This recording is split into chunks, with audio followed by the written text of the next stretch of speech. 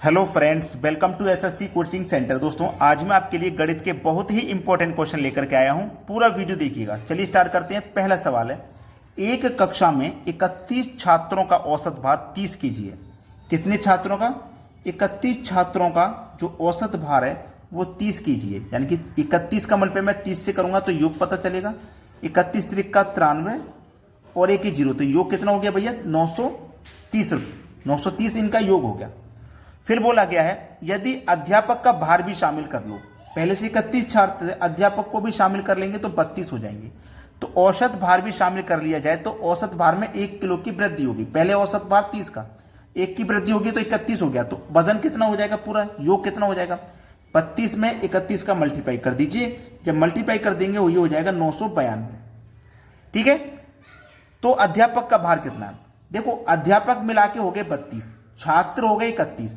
तो 32 में से मैं 31 छात्र को माइनस कर दूंगा, केवल एक अध्यापक बचेगा। तो 32 का योग मेरे पास 992, 31 का मुझे माइनस करना है। तो 2 में से 0 जाएगा तो 2 ही रहेगा, 9 में से 3 जाएगा तो 6 रहेगा, 9 में से 9 जाएगा 0, यानी कि 62। जो अध्यापक है ना, उसका भार कितना है? 62 केजी। बी ऑप्शन हो जाएगा सवाल का बिल्कुल सही जवाब। अब देखेंगे अगला प्रश्न। अगला प्रश्न है, 5 सदस्यों वाले परिवार में सदस्यों की औसत आयु 28 वर्ष है। देखिए, सदस्य कितने हैं? 5, औसत है 28। तो योग कितना हो जाएगा? 28 का मल्टीप्लाई 5 से कर दो, 5 8 40 का 0, हासिल लगे 4, 5 दूने का 10 और 4 14, 140 हो जाएगा योग।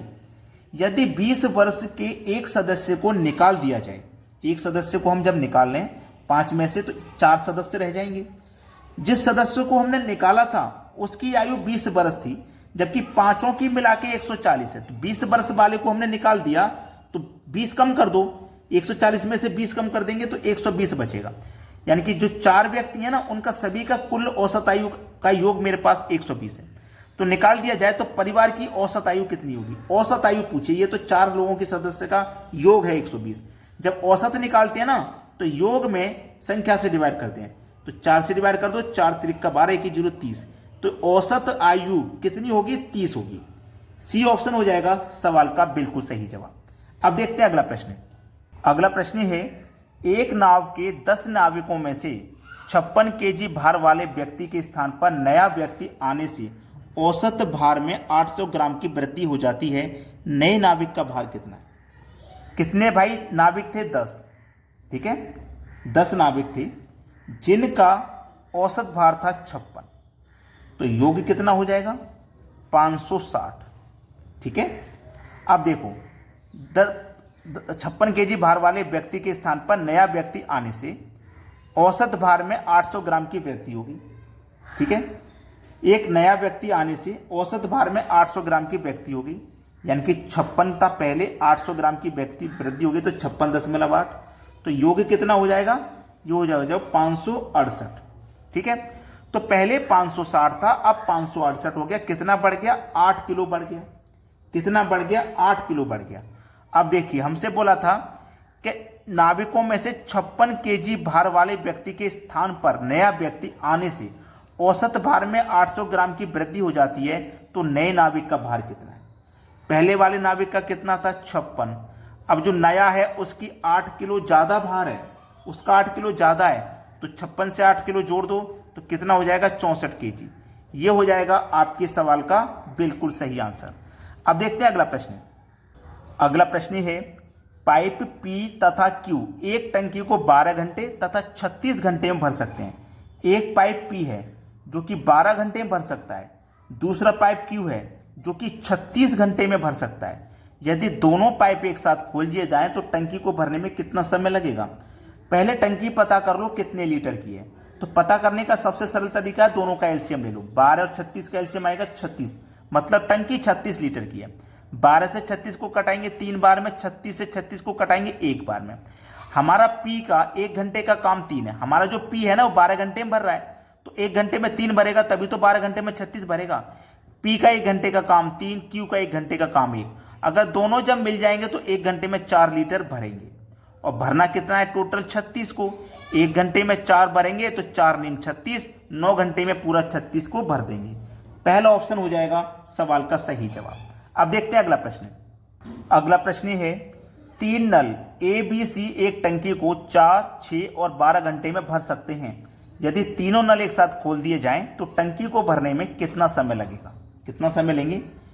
ए, बी और सी 3 नल हैं। जो पहला नल है वो 4, दूसरा नल 6, तीसरा नल 12 घंटे में भर रहा है।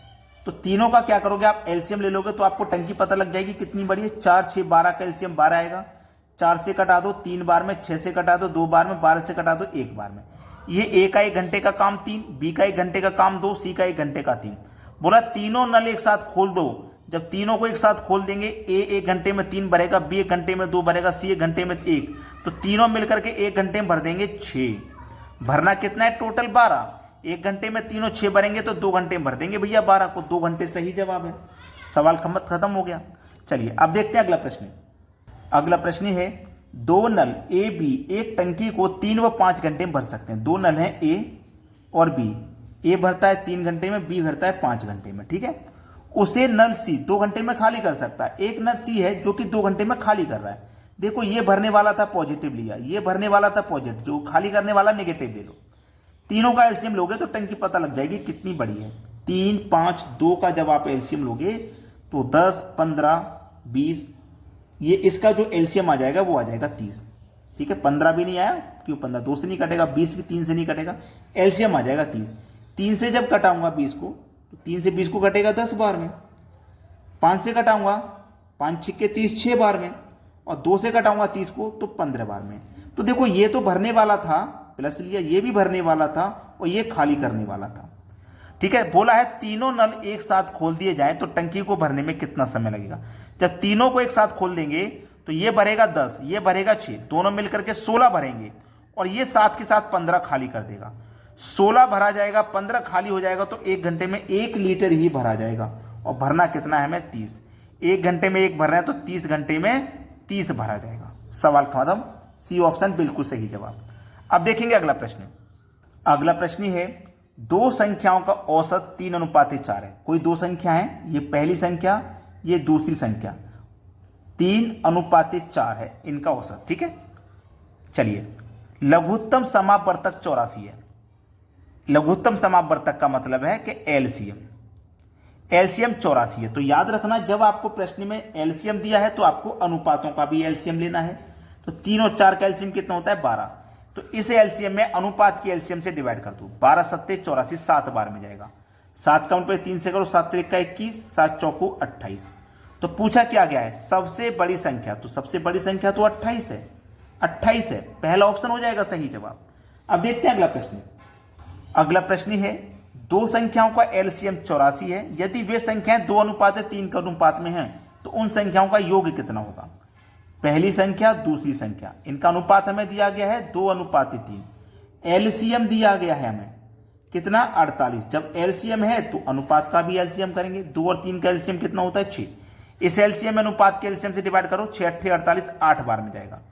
8 का 2 से मल्टीप्लाई करो 16, 8 3 का 24। पूछा क्या गया था? योग। तो हमारे पास पहली संख्या 16 है, दूसरी संख्या 24 है, योग पूछा है तो योग कर दो। 16 और 24 को जोड़ेंगे तो ये हो जाएगा 40। इनका योग कितना हो जाएगा? 40 हो जाएगा। मतलब सी ऑप्शन बिल्कुल सही जवाब है। अगर आपने वीडियो को अभी तक लाइक नहीं किया है तो लाइक कर दें, और यदि शेयर नहीं किया है तो शेयर कर दें। ठीक है दोस्तों, धन्यवाद।